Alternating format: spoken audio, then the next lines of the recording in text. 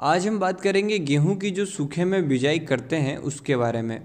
काफ़ी किसान भाइयों ने जो मैंने पिछली वीडियो डाली थी उसको काफ़ी ज़्यादा लाइक किया है और उसके ऊपर काफ़ी लोगों ने मुझ पे क्वेश्चन उठाए हैं। तो उन्हीं क्वेश्चनों को जवाब देते हुए मैंने ये वीडियो बनाया है जिससे कि आपको क्लियर हो सके कि अगर गेहूँ की सूखे में बिजाई करते हैं तो किन किन बातों का ध्यान रखना है। उसी के साथ मैंने अपने ही खेत में दोनों ही प्रकार की बिजाई की थी, जिसमें एक थी जिसमें पानी दिया गया था और दूसरी थी जिसमें हमने सूखे में बिजाई करी थी। दोनों की ही अगर हम रिज़ल्ट की बात करें तो उसका भी मैं कंक्लूज़न आपको लास्ट में बताऊंगा। उससे पहले हम बात कर लेते हैं, अगर आप सूखे में बिजाई करते हैं तो आपको किन किन बातों का ध्यान रखना है। इससे पहले जो मैंने बीज उपचार का आपको बताया था वो तो आपको करना ही है। गेहूं अगर आप बगैर बीज उपचार के बोएंगे तो हो सकता है कि आपके क्षेत्र में भी जड़ महू का प्रकोप हो, जिससे आपको भारी मात्रा में नुकसान उठाना पड़े। तो चलिए हम शुरू करते हैं कि क्या क्या हमें बातों का ध्यान रखना है। सबसे पहले अगर आप सूखे में बिजाई करते हैं तो छिड़काव विधि का उपयोग ना करें। काफ़ी किसान भाई सोचते हैं कि अब हमें सूखे में बिजाई करनी है तो वो खेतों में गेहूं को छिड़क देते हैं, उसके बाद पानी लगाते हैं। इससे जो नुकसान होता है वो भी मैं आपको बता देता हूँ। ऐसा अगर हम करते हैं तो आपका जो गेहूं होता है वो सतह पर ही रह जाता है। गेहूं का जर्मिनेशन ज़्यादा अच्छा होने की वजह से गेहूं ऊँग तो जाता है, लेकिन जो उसके दाने का भराव है और जो बालियों का साइज है वो प्रॉपर नहीं आता। इसलिए कभी भी आप अपनी ज़मीन में छिड़काव विधि का उपयोग ना करें। इसकी बजाय आपके पास ट्रैक्टर हो या सीड ड्रिल हो या फिर किसी भी यंत्र हो जिससे कि आप क्रॉसिंग कर सकते हैं। अगर हम बात करें, अगर आप सूखे में बिजाई करते हैं तो आपको उसमें भी बिजाई की गहराई रखनी है। अगर हम गहराई की बात करें तो कम से कम 1 से 1.5 इंच की आपको गहराई रखनी है। मतलब अगर आप सीड ड्रिल चलाते हैं तो सीड ड्रिल लगभग लगनी चाहिए। आपका जो दाना है वो थोड़ा नीचे गिरना चाहिए, जिससे क्या होगा कि आपके जो दाने हैं उसकी जड़ जो है वो बेहतर रहेगी। जितनी ज़्यादा नीचे जड़ होने से उतना कम पानी उसे लगेगा। उसी के साथ जब आखिर में हम पानी छोड़ देते हैं, दाना भरते समय हमारे यहाँ पर काफ़ी किसान भाई जो है वो पानी नहीं देते हैं, तो उस टाइम अगर आपकी जड़ गहरी रहती है तो आपके जो दाने हैं उनका प्रॉपर साइज आता है, मतलब सभी दाने एक समान आते हैं। लेकिन अगर वो ऊपरी सतह पर ही रह जाती है तो आपको हो सकता है कि कम दानों का भराव मिले, जिससे कि उपज पर नुकसान हो। तीसरा, आप इसमें सिंगल भी बो सकते हैं, लेकिन जब आप सूखे में सिंगल बोते हैं तो आपको जो सबसे बड़ी समस्या आती है वो गेहूं बहने की आती है। अगर आपकी मोटर या फिर पाइपलाइन जो है उसका ज़्यादा तेज पानी आता है तो इसमें गेहूं बहने की बहुत ज़्यादा समस्या आती है। इसलिए अगर आप सिंगल करते हैं तो आप 6 इंच के लगभग में ही रखें।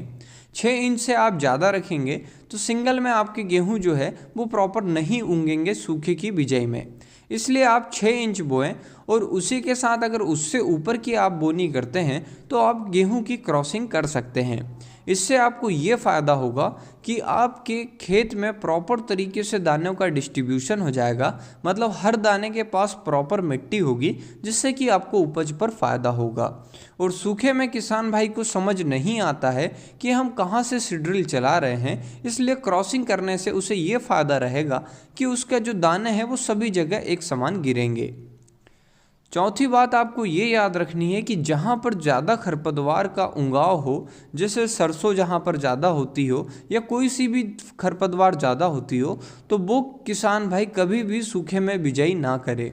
सूखे में बिजाई करने से खरपतवार भी गेहूं के साथ उगाते हैं और ये आपको भारी मात्रा में नुकसान पहुंचा सकते हैं। इसलिए सूखे में वही किसान बिजाई करे जहाँ पर खरपतवार की संख्या जो है वो कम रहती हो। पांचवी बात आपको ये याद रखनी है, अगर आपकी भारी मिट्टी है या फिर आपकी मिट्टी जो है वो सम है, मतलब जहाँ पर पानी लंबे समय तक रहता है, वो किसान भाई बिल्कुल भी सूखे में बिजाई ना करें। अगर उस समय आपने सूखे में बिजाई कर दी तो हो सकता है कि आपके जो गेहूं है उसके अंदर आपको सड़न लग सकती है। इसका मतलब ये कि जो गेहूं है उसका अंकुरण जो है वो खराब हो सकता है। इसलिए जहाँ पर बिल्कुल सम प्लाट है, मतलब एक जैसा ही आपका गेहूं का खेत है या फिर आपकी भारी मिट्टी है, तो आप पहले पानी दें, जिसे हम पलेवा कहते हैं, उसके बाद गेहूं की बिजाई करें। और ज़्यादातर एक बात को याद रखें कि आप क्रॉसिंग में ही बोएं। क्रॉस में बोने से ये फ़ायदा होता है कि आपका जो सीड का डिस्ट्रीब्यूशन है वो हर जगह पर प्रॉपर होता है, जिससे कि आपको एक अच्छा एवरेज मिलता है। आखिर में यह बात आती है कि सूखे और पलेबे में किस में ज़्यादा गेहूं की उपज निकलती है, तो लगभग दोनों में ही बराबर निकलती है। अगर हम देखें तो समय का आपको फ़ायदा होता है सूखे में बिजाई करने से। सूखे में अगर आप बिजाई करते हैं तो करीब आपको 10 से 12 दिन समय से बोनी हो जाती है, क्योंकि पलेवा करने के बाद जब बतर आती है, मतलब पर्याप्त नमी टूटती है, उसके बाद ही हम बिजाई कर सकते हैं। तो इस बीच में जो गैप होता है वो आपको 10 से 12 दिन का मिलता है। इसका मतलब ये कि काफ़ी पिछेती बुआई होती है अगर आप पलेवा करते हैं। तो अगर आप लेट हो चुके हैं और आपको समय से बिजाई करनी है तो आप सूखे में बोकर पानी छोड़ सकते हैं। और अगर हम बात करें दोनों में ही उपज का कितना फ़र्क है, तो अगर आपकी फसल ज़्यादा पहले बुआती है, मतलब अगेती रहती है, तो आपको उपज में फ़ायदा मिलेगा, जिससे कि आप यह कह सकते हैं कि सूखे में आपको थोड़ा सा फ़ायदा ज़्यादा मिल सकता है, क्योंकि जितना ज़्यादा लंबे समय तक प्लॉट में गेहूं लगा रहता है उतना ही ज़्यादा अच्छा दाने का भराव होता है और उतना अच्छा एवरेज देता है। उसी के साथ जो कुछ मुख्य बातें हैं उसको भी आपको ध्यान रखना है।